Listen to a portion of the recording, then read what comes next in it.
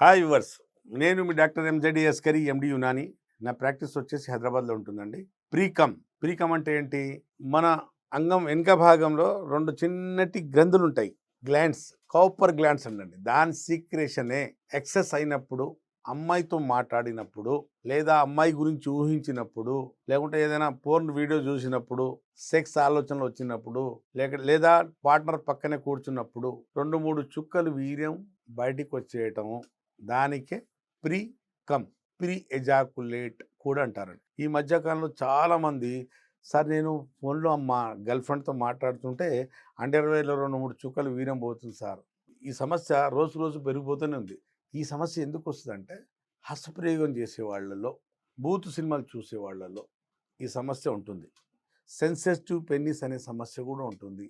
Precum, sensitive పెన్నిస్, pre mature ejaculation, ఈ 3 night falls, 4 అన్నదమ్ములు లాంటివి పక్క పక్కనే ఉంటాయి. ఇవన్నీ హస్తప్రయోగం చేసేందుకు ప్రకృతి ఇచ్చే బిరుదు. ఇది రివార్డ్.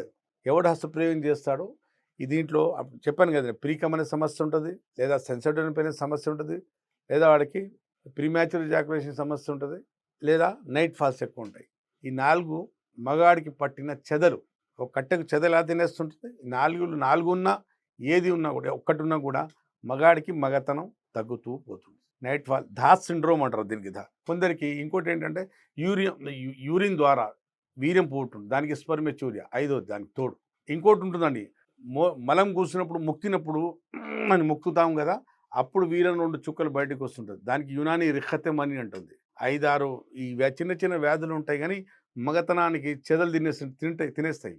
ఈ చిన్నవి అనుకోకూడదు. చెప్పాను కదండి, ప్రీకమ్ అయినా, ప్రీమ్యాచ్యూర్ ఎజాకులేషన్ అయినా, సెన్సిటివ్ పెన్నిస్ అయినా, నైట్ ఫాల్స్ అయినా, స్పెర్మేచ్యూరియా అయినా, రిఖతెమని అయినా, ఈ 6 డిసీజ్ చిన్న చిన్నవి ఉంటాయి, కానీ 6 కూడా మగాడి మగతనం పోయే వరకు వెంటాడడం కాదు, వేటాడతాయి. ఎందుకు వస్తాయి?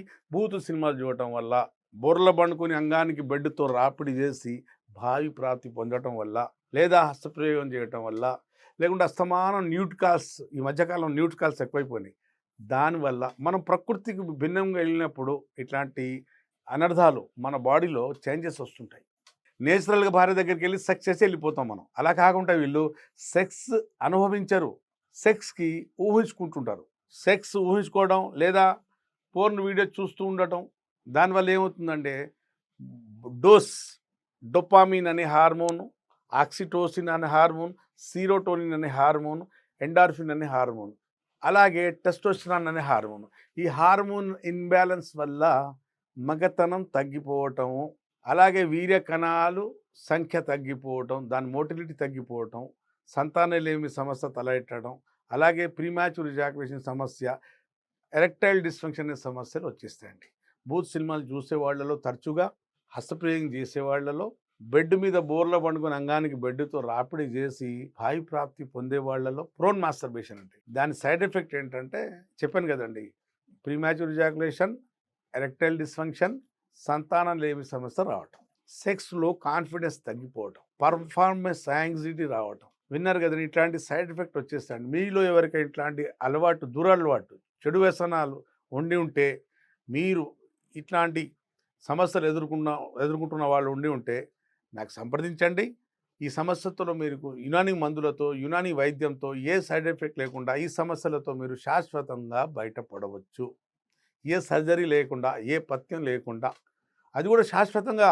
ఇవాళ ట్యాబ్లెట్ వేసుకుంటే మగతనం వస్తుంది అంటే అంగం స్తంభిస్తుంది, రేపు తినకపోతే, ట్యాబ్లెట్ వేసుకోకపోతే అంగం స్తంభించదు అనేది కాదు. ఒకసారి ఒక డ్యూరేషన్ మందులు వాడుకుంటే శాశ్వతంగా మీరు సమస్యతో బయటపడదు. ఇది వ్యాగ్ర కాదండి. ఇవాళ తింటే, ఇవాళ అంగం మనం ట్యాబ్లెట్ వేసుకుంటే అంగం స్తంభిస్తుంది, లేకపోతే లేదని కాదు. యునాని మందులు కొన్ని రోజులు వాడుకుంటే శాశ్వతంగా ఈ సమస్యతో మీరు బయటపడవచ్చు. అంగస్తంభన సమస్య అయినా, ప్రీమ్యాచ్యూర్ ఎజాకులేషన్ అయినా, సెన్సిటివ్ పెనిస్ అయినా, ప్రీకమ్ అయినా, సంతానం లేమి సమస్య అయినా, అంగం పాడైపోయినా, సైజ్ పాడైపోయినా, సుఖవ్యాధులు కూడా ఈ సమస్యలతో బయటపడవచ్చు. విన్నారు కదండి. మీలో ఎవరికి ఇట్లాంటి సమస్య ఉంటే నాకు సంప్రదించండి. వరల్డ్ వైడ్లో ఎక్కడ ఉంటే మీరు పెయిడ్ కన్సల్టేషన్ తీసుకుని నాతో మాట్లాడవచ్చు.